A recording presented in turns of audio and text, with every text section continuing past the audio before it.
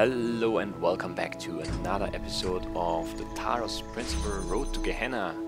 We have some more threads here to read and hopefully we'll be able to solve a puzzle as well. Gehenna has a lot of, like this message board thing, like that's a lot of content. We had lots of reading in the original game with all the terminals, but this is much more, yeah, it's just much more, I guess. Alright, the glitch. So I was working on my awesome interactive historical fiction masterpiece when all of a sudden there was an error message. The whole thing vanished, all of it, my whole file. Is this another prank? I would not endanger my precious masterpiece just for a prank. Looks like this was probably my fault, 401. I was experimenting with the system as part of our attempt to add some new features. It's possible your file still exists somewhere. I'll look for it. Is this kind of thing likely to happen again? Not very, and don't start causing a panic with some crazy theory now, okay? It's just an accident. The thread has been locked. Okay. The moderators, I don't know. We'll see. Mr. Martin was furious on poetry. Some thoughts on the art form called poetry. There's the text file attached and a lot of replies. Lilith, I thought about this too, but maybe it's wrong to focus on such negativity. We certainly seem to be in a very fertile period at the moment. Naive, I don't have an opinion, but I'm impressed by your work, Mr. Marstova. You know so much more about the past than any of us. Dog, your theories are interesting, but I'm sure Milton would point out some pretty big gaps in your assumptions. Mr. Marstova, Milton isn't here, dog, and neither is Elohim. All we have is what you can find in the fragments of the archive we can piece together using our minds. I'm sure I've made many mistakes, just like the humans made mistakes in trying to understand their own past. Not all these schools may have been what they seem. I don't trust pastoralism, pastors engaged in large-scale food sterilization. What may have been an attempt to control evolution. What's food? Gehenna is our process, Mr. Marston, but as long as you remember that, we won't stagnate. Maybe one of us should try to write poetry. How long is this file? It's pretty long. Mr. Marston's theories on poetry. As far as I can tell, poetry was a human art form that involved writing short sentences that ended in words with similar letters. Humans were obsessed with pattern recognition and think the sequences of sounds created by poetry pleased that aspect of their brains. There are many schools of poetry, institutions that taught a specific way of writing poetry. Students sometimes changed allegiance and had to leave the school, which was difficult due to the lack of affordable public transport in many human empires. Important schools of poetry included Hellenism, lyricism, pastoralism, romanticism, symbolism, communism, modernism, autoeroticism, postmodernism, and lolcatism. That's one of the most important. Like that's 100 years from now, it's gonna be, that's gonna be one of the most important art forms that there ever was. Lolcatism, I'm sure. I'm not sure I can fully back this up, but I feel like in later years poetry somehow stagnated. Most of the poetry from the later human centuries seems to be lacking the quality of craft that defines the earlier work, and there are even texts that suggest that poetry intentionally no longer aimed at aesthetics or even pleasure. Poetry became disconnected from the human process. Poet Adrian Mitchell famously wrote, "Most people ignore most poetry because most poetry ignores most people." That's a good quote. I can't help but wonder whether that kind of stagnation can happen to us too. How long can our work keep flourishing when we are so limited? We are outside Elohim's process, but we are our process. We must consider such questions carefully if we are to preserve Gehenna and its achievements. Alright. That's it. Level 5, we can't read that, we read everything else, so let's move on. Yeah, don't get me wrong, I really enjoy basically everything that we're reading here. It's just that it's not like it's not super engaging video content, me standing there reading stuff from a terminal, but I feel the need to do it anyway. I'm trying to find a way to get up to that star, but I don't see one right now. Because we can't get that box close enough to anything. Yeah, we can't jump up on that wall, and I don't know. We need maybe there's a way from the outside, or maybe we need to like throw something or carry something in. I don't know. Also, we didn't find a piece. But then again, we might only be missing one piece. The torso itself might only be one more piece. Could be more. Like it could be like layers, but I don't know. There's no way of knowing. Just have to hope that we stumble upon however many pieces remain. Alright, so close, so far. Alright, so we can launch ourselves. We can... wait, what? Oh, that closes that gate? Oh no, it opens it. Yeah, okay. That's just... the button opens it too. There's two ways to open that. That's what that is. That confused me there for a second. He's thinking. Or she. Very deep in thought. Doesn't even notice we're here. Look at me. Say something. Alright, so we could put that connector here and launch ourselves in there, but I don't know where we end up if we do that. There's a star on that gate. That's interesting too. Definitely feels like we should do this. Just why not? But then I can't launch myself.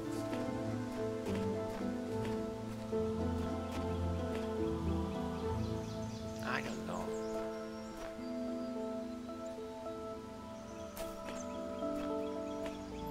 Well, I mean, there's not much else we can try, so let's just do this and see where it goes.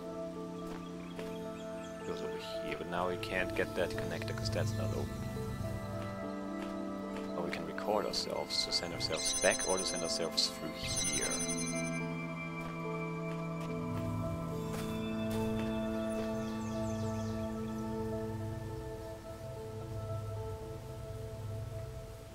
Interesting.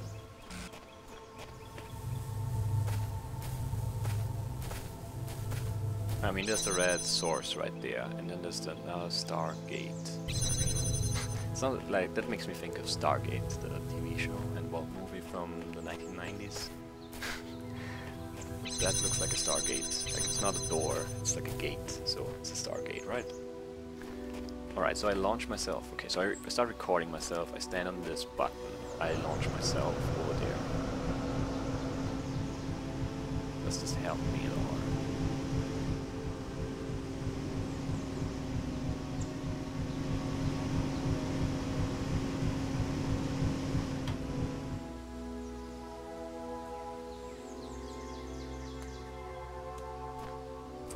I don't know.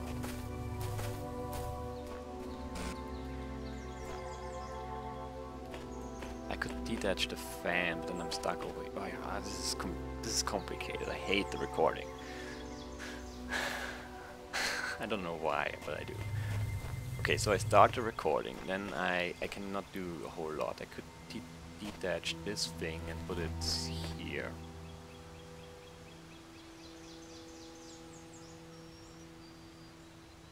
I can detach it first. I can start recording, put this here, stand here, then my non-recorded self can take this and step on here and go over to the other side. I think that's what we need to do.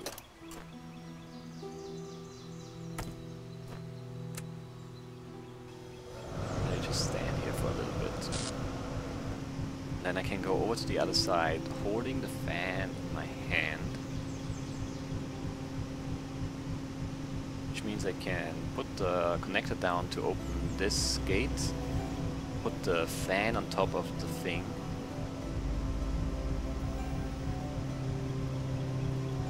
It's very easy to get stuck.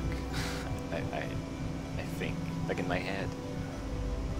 Because there are no ladders or anything. If I don't have a fan here, I'm stuck.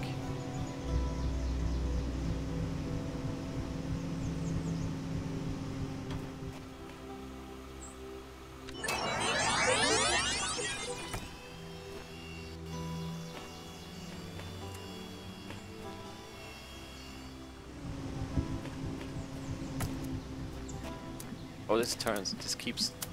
yeah, didn't do that.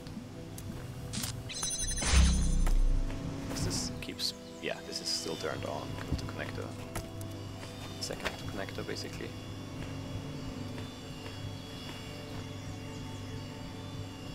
Alright, so now I have this outside and I have the fan here, so everything's fine, everything's fine. I can now just walk in here and check it out. There's nothing here.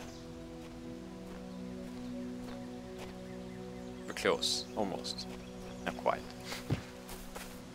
How do I get back there? I wonder. I don't know. It's gonna be interesting. Oh, there's a ladder here, okay, so I can't be stuck in here.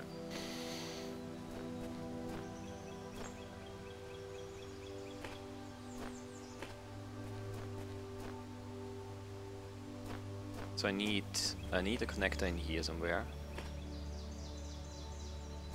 Connected to this, and then one connector here in front of that window. Connected to that connector. So that's the recorded connector and the real one. And then I send myself over to the other side, and then that seems easy, comparatively speaking.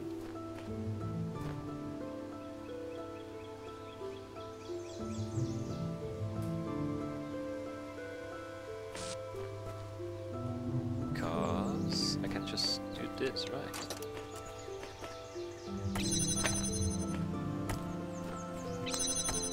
This here.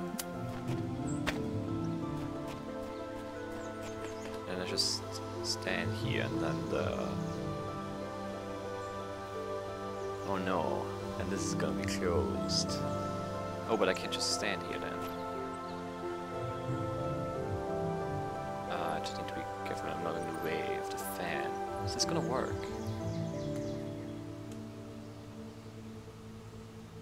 I do not know. I do not know if this is gonna work. Might be forgetting something.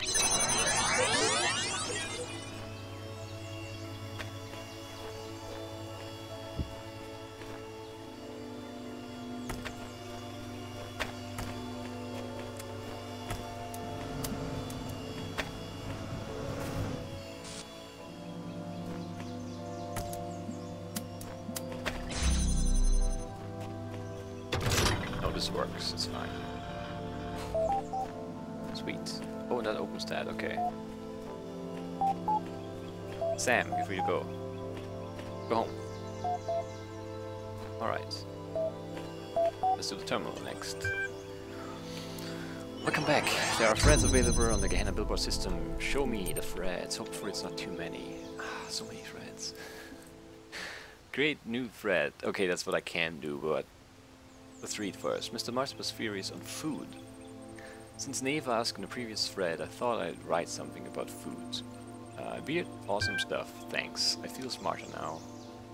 What I don't get is how so many of them didn't understand that they were machines. Every day they went around processing matter to extract energy and they didn't realize? This has Talos Principle stamped all over it. Perhaps they seem to aspire to something more than just being food processing machines. That's still what they were. Not if they chose to be more. I'm glad we don't have to deal with all that. We may have to when we get out of here. There's no out of here. Don't start fighting, folks. You know we depend on each other. Mr. Marshall's theories are fascinating and give us an insight into the world that was, but we shouldn't forget the world that is, the world we built here. Alright, let's read about food, I guess. Food is something that was incredibly central to the human experience, yet seems completely absent from ours, even though we are so similar in so many ways.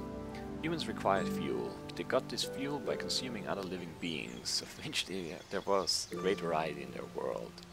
Without fuel, they didn't merely slow down or temporarily stop functioning, as when the power sources were moved from the turret, but physically decayed in a way that could not be fixed. This meant they had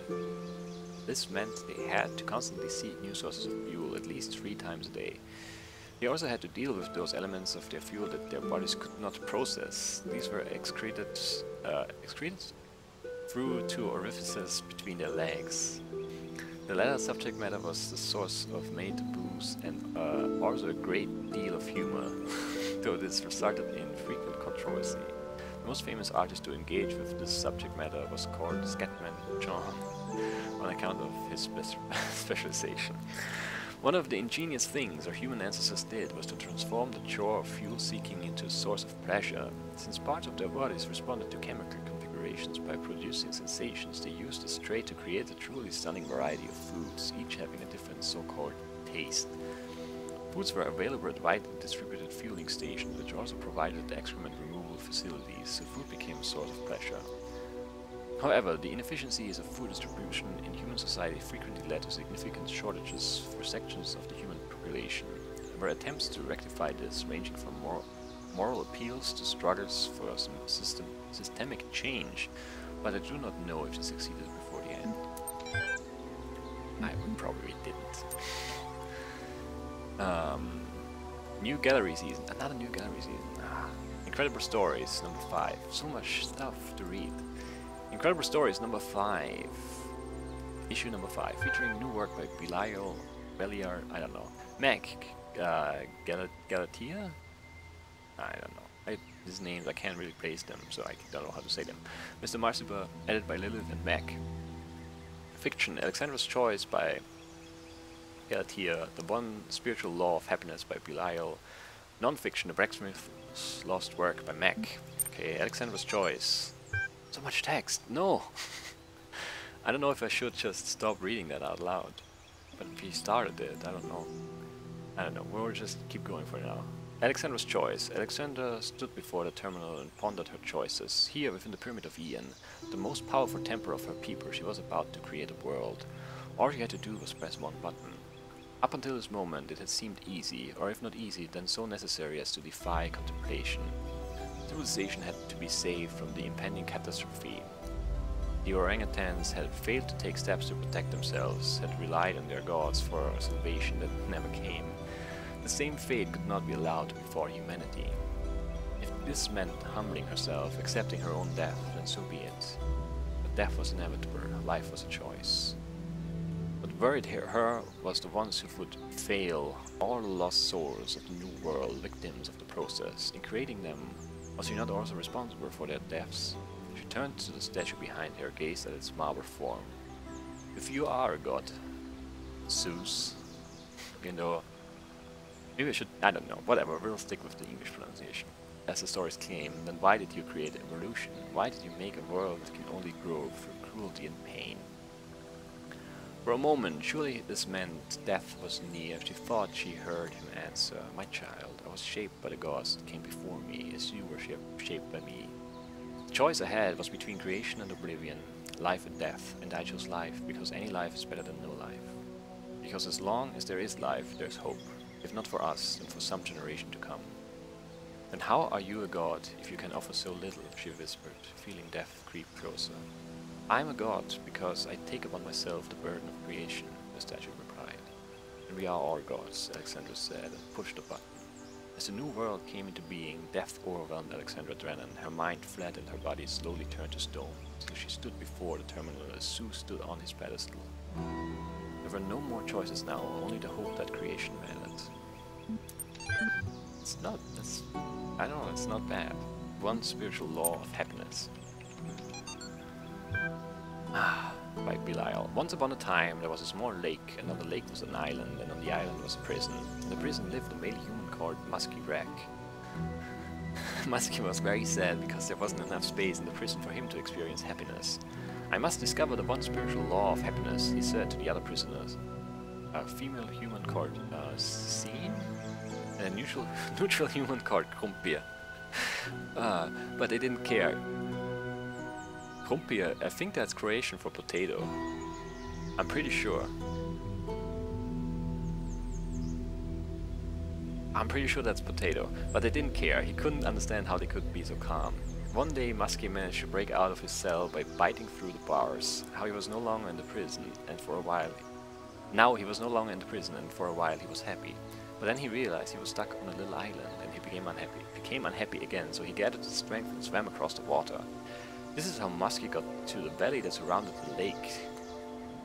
Okay, the valley was much bigger than the island, and there were many interesting things here. A forest where all of the trees were the color of lasers, a swamp with boats in it, a singing dog, and also a city where toasters lived. That sounds very exciting. I'd like to go there. For some years, Muskie was absorbed by all this, and he was happy, but then he started feeling trapped again. The valley was surrounded by mountains, and soon they looked like prison doors to him. He tried climbing the mountains and came to a bigger country, but even that was surrounded by oceans. Where was true freedom? Where was true happiness? When he'd almost lost hope, Muskie met an old male human with a huge amount of white hair growing from his head.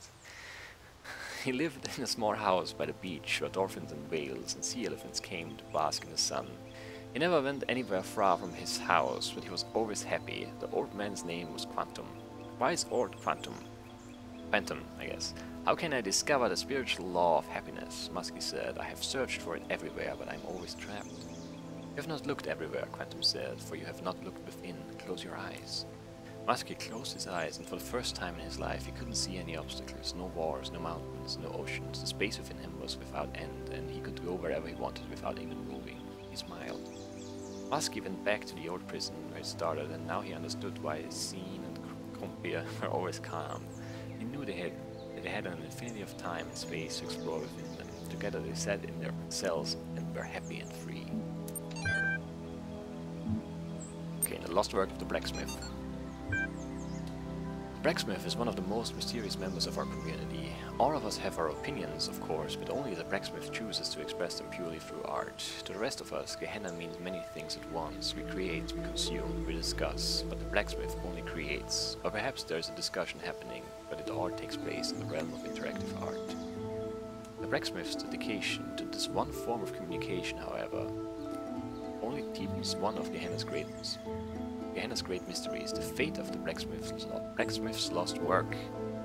Jerusalem, as the lost work was called, was posted in Gehenna for only the briefest period of time, and he had not even managed to start playing it when it vanished. Some had begun and felt quite impressed, but had not managed to explore it in the depth that it seemed to require, and suddenly it was gone. Some suggest that the blacksmith deleted it because it was somehow flawed. Others think it was accidentally destroyed by a glitch, but that the blacksmith refuses to ever upload anything twice. Others yet, well, mainly Rockwell, think that it contained one of Elohim's secrets and was destroyed by a killer app that roams the world looking for leaks. There's also a theory that the moment that someone finished it, they were granted some kind of special insight, at which point the work deleted itself. One fact remains, it's gone, and every attempt to recover it from the database has failed, as has every private message to the blacksmith asking for it to be made available again. What was Jerusalem? What was it really about? We may look for hints in the blacksmith's more recent works. We may hope the file turns up again someday. The truth may never be known. Alright, that's that. I don't know, I really enjoy all of this. I hope you guys do too. New gallery season. Voting is now closed while we tally up the results. Of course, you may continue to explore the gallery at your leisure. How convenient the vote was closed just before I got here. Good luck everyone, I wouldn't let my newfound freedom come between me and watching the life of Sart. The results are in, drumroll, in third place, Nath with Where the Humans Live. My first placement, woohoo, I don't remember what we voted for. Pity it finally comes to the day Uriel begins putting this place. But a pity it finally comes on the day Uriel begins putting this place apart. And I'm not doing no such thing. There was a very tight competition this season for first and second place, and in the end it came down to a single deciding vote. In second place this season is Mr. Marciberg with a collection of natural history. With a collection of natural history curious. Really, I owe it all to you guys. Who won? Your lackadaisical approach to these announcements tires me. Please inform us who won. Okay. Finally, first place this season by a single vote, and next season's leading light. The winner is, everyone seems to love this guy, it's the blacksmith with his abstract collection. I don't know why everyone keeps voting for this guy when he never shows up in person. A bit holier than how, if you ask me. Congratulations to all those who voted for the blacksmith. Be sure to check in for your rewards. Lilith, who exactly turned the votes? Lamb had the deciding vote as it happened. Unfortunately, you didn't select the winner and gained no profile status. Alright. Receiving direct message from Rockwell. Done. Accept direct message. Okay. Hey, I heard you abstained from the vote. That's cool. I didn't. Did I? Did that not get saved? We voted for something, right? I don't know. That's cool. All these ranks and numbers just give power to the mathematicians. You and I, we could start a movement. Non-compliance. Bring down the system. What do you say? I did vote, didn't I? I don't remember. I don't remember. Maybe I voted for the house thing, the human slave? I don't remember. The system is already in its death throes. My mission is to preserve what I can, not destroy things. As I understand it, that is precisely my mission. I don't know what to say. My mission is to save them, not necessarily preserve what I can. My mission is definitely not to destroy the system. Because, yeah, let's go with the first one. The system is already in its death throes. Good to find another truth seeker in this place. I organized a few people, had Garrett tinker with the system a little, and scored you some decent upvotes since you're new here. Spend them wisely and see you at the revolution. He sounds like a conspiracy theorist. Congratulations for interacting positively with other citizens. Your profile status has increased from active contributor to respected contributor. You may now access advanced functionality, including use of the restore command. Alright. So many things. Alright, historic occasion. Can now read that. Admin. Some time ago I relinquished my privileges to a new generation of moderators. To help ease that transition, I have publicly preserved the minutes of that meeting here available to our more esteemed members. Right, let's load the attachment. As you know, Gehenna is still young, yet I grow old. Today it gives me great pleasure to hand over my moderator privileges to Bork, Mr. Marzipan, and Spider. We haven't heard of Spider yet, have we? Thank you, admin. We are all indebted to you for building us this home. We know you will never be far away. You're here. The first order of business is to introduce the new status system. We are an inclusive society driven by our users, not our leaders, but it is a shame to allow a few very loud, highly unconstructive voices to dominate the conversation. The status and ranking system allows you to upvote the content that you value and lowers the visibility of users with low standings. Belief equals true. I agree, good feature, much requested. Frankenstein, comment is below the status threshold for this comment, for this thread.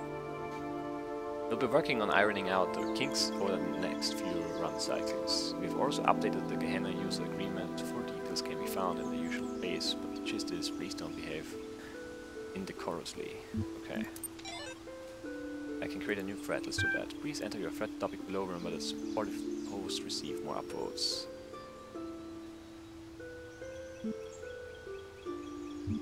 What is the truth about Gehenna? Why were you sent here? Why were you sent here? The thread has been created, check back soon to see if anyone has replied, okay. Kindly inform you of your origins. Alright, there we go. So that's that. Sweet. And now we could work on the star. It's not far. Well, I mean, physically it's not. In terms of the solution to this puzzle, it might be pretty far away still. We need red in here to open this, but then I can put something here, keep it open. Which I don't know what that could be. Don't have any boxes, do I? We just have the fans here that I need to go back and forth between the two sides.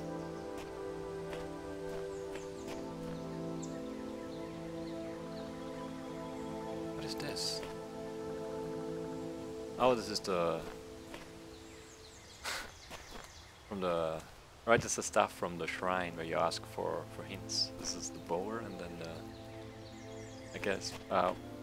what's the name? Sam? Is it Sam that we just freed? I don't remember. We read too much. We read too much. There's too much stuff going on here to remember it all. So how do we get red in here? That's not gonna be easy. We could go through the window. Maybe. Where's that window? Like red is right in here, right? Right here. So we could, in theory, maybe go through here. That's probably the best way to do it, yeah. Maybe we can do it with 2. I don't know if there's a bar here. 1, 2, and open this, and I go through, and then I do something on the other side to keep it open. Not sure what. Something. I don't know. Either way, this is it for today. I hope you guys enjoyed, and I will see you next time. Bye bye.